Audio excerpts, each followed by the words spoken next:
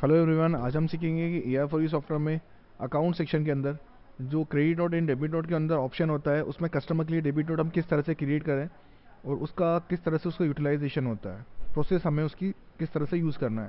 तो सबसे पहले मैं आपको स्टार्टिंग से बताता हूँ। एक मैं सेल स्क्रीन पे एक फ्रेश कस्टमर बना लेता हूँ, जिससे कि आपको सारी प्रोसेस आसानी से समझ में आ सके। तो मैं यहाँ पर एक कस्टमर बना रहा हूँ, मैं यहाँ पर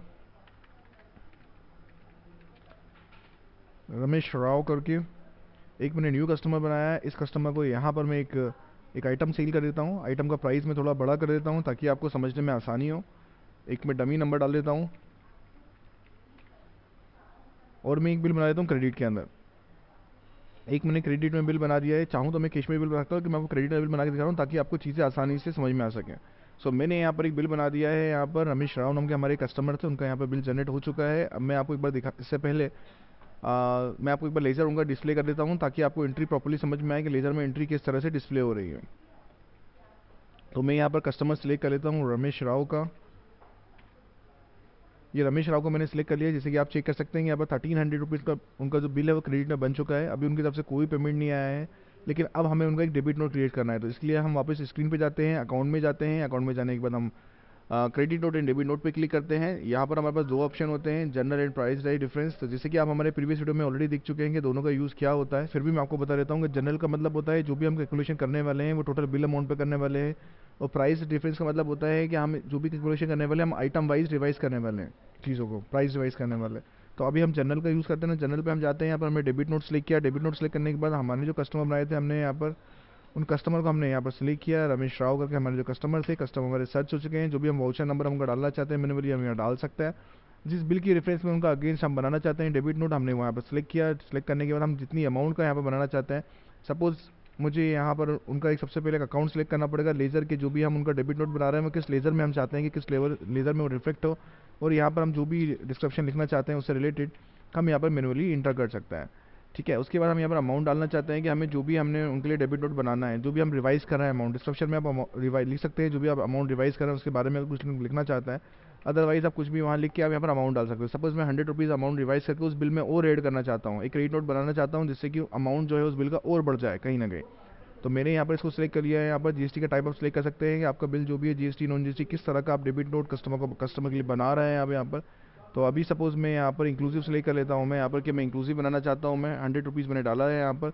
उसके बाद मैंने यहाँ पर सेव बटन पर क्लिक किया है मैंने, और ओके बटन पर क्लिक किया। मैंने जीएसटी सेलेक्ट नहीं किया था, अगर आप चाहते तो जीएसटी भी सिलेक्ट कर सकते थे। तो मेरा यहाँ पर आप देख सकते हैं कि डेबिट नोट मेरे यहाँ क्रिएट हो चुका है। अब मैं वापस यहाँ जाके अगर उस कस्टमर को मैं रीसर्च करता हूँ तो आप यहाँ देखेंगे 1300 रुपीज़ मेरे पुराने ऑलरेडी कस्टमर से मुझे लेना थे, लेकिन मैंने 100 रुपीज़ का एक रिवाइज करके टोटल बिल अमाउंट के ऊपर एक मैंने उनको डेबिट नोट और बना के दे दिया है। तो टोटल मेरे हो गए 1400 रुपीज़। तो ये पूरे के पूरे 1400 रुपीज़ मुझे कस्टमर से लेना है। सेम इसी तरह से अगर मैं जो उनका डेबिट नोट बना रहा था मैं प्राइस डिफरेंस के अकॉर्डिंग बनाना चाहता था, तो उसके लिए मुझे सिंपल सी सेम टू सेम प्रोसेस थी, बस आप टाइप मुझे यहाँ चेंज करना पड़ेगा। और एक छोटा सा चीज़ मेरा और करना रहेगा, वो मैं आपको अभी आगे बताता हूँ। वापस मैं यहाँ पर कस्टमर का नेम सेलेक्ट करूँगा। यहाँ पर मैं रमेश राव को मैं सेलेक्ट करता हूँ। यहाँ पर रमेश राव में सेलेक्ट करूँगा। उसके बाद मैं ओरिजिनल इन्वॉइस नंबर पे क्लिक करूँगा मैं। तो यहाँ पर मेरा इन्वॉइस नंबर यहाँ आ जाएगा। अगर मैं यहाँ पर कोई भी रिमार्क डालना चाहूँ तो रिमार्क भी मैं यहाँ डाल सकता हूँ। अब आप यहाँ पर नोटिस करेंगे कि इससे पहले जो लेजर का ऑप्शन आ रहा था, लेजर अकाउंट का, वो नीचे आ रहा था, लेकिन जैसे ही आप प्राइस डिफरेंस सेलेक्ट करते हैं तो लेजर का ऑप्शन हमारा ऊपर आ जाता है यहाँ पर। तो यहाँ से आप लेजर अकाउंट अपना जो भी है आप सिलेक्ट कर सकते हैं किस अकाउंट में आप डालना चाहते हैं। सपोज मैं मिसलेनियस एक्सपेंसेस में डालना चाहता हूँ तो मिसलेनियस एक्सपेंसेस में डाल सकता हूँ। उसके बाद जो भी मेरे उस बिल का आइटम था जिसका मुझे प्राइस रिवाइज करना है, उस आइटम को मैं यहाँ सर्च करूँगा। आइटम को सर्च करने के बाद मैं यहाँ पर जाऊँगा, जो भी डिस्क्रिप्शन में डालना चाहता हूँ वो डिस्क्रिप्शन में यहाँ पर जाके ऐड कर दूंगा। उसके बाद मैं यहाँ जाता हूँ। सपोज मेरा 1300 रुपीज़ का मेरा अमाउंट था, मुझे इस अमाउंट को रिवाइज करके मुझे इस अमाउंट को करना था 1500 रुपीज़। तो आप देख सकते हैं मेरा जो अमाउंट है 200 रुपीज़ यहाँ पर अमाउंट हो गया है, यहाँ पर अलग हो गया है। डिफरेंस मेरा अमाउंट है 200 रुपीज़ जो मुझे यहाँ पर शो भी हो रहा है। उसके बाद मैं यहाँ पर इसको अगर मैं सेव बटन पर क्लिक करता हूँ,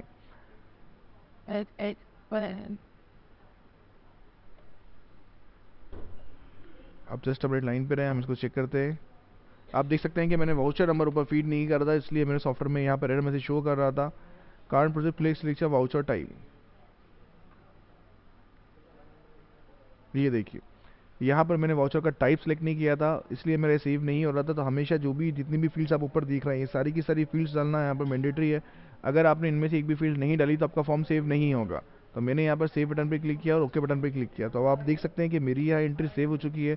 अब ये एंट्री आपको वेरीफाई कराने के लिए मैं वापस उसके लेजर में जाता हूँ और मैंने यहाँ पर लेजर सेलेक्ट किया। अब आप यहाँ पर देखेंगे जो उसके बीच का अमाउंट था, डिफरेंस अमाउंट, क्योंकि वहाँ पर हमने जीएसटी भी सिलेक्ट किया था, जो भी बीच का डिफरेंस अमाउंट था उतने डिफरेंस अमाउंट का जो मुझे आइटम वाइज रिवाइज करना था उसका एक अलग से डेबिट नोट मेरा यहाँ पर जनरेट हो गया है।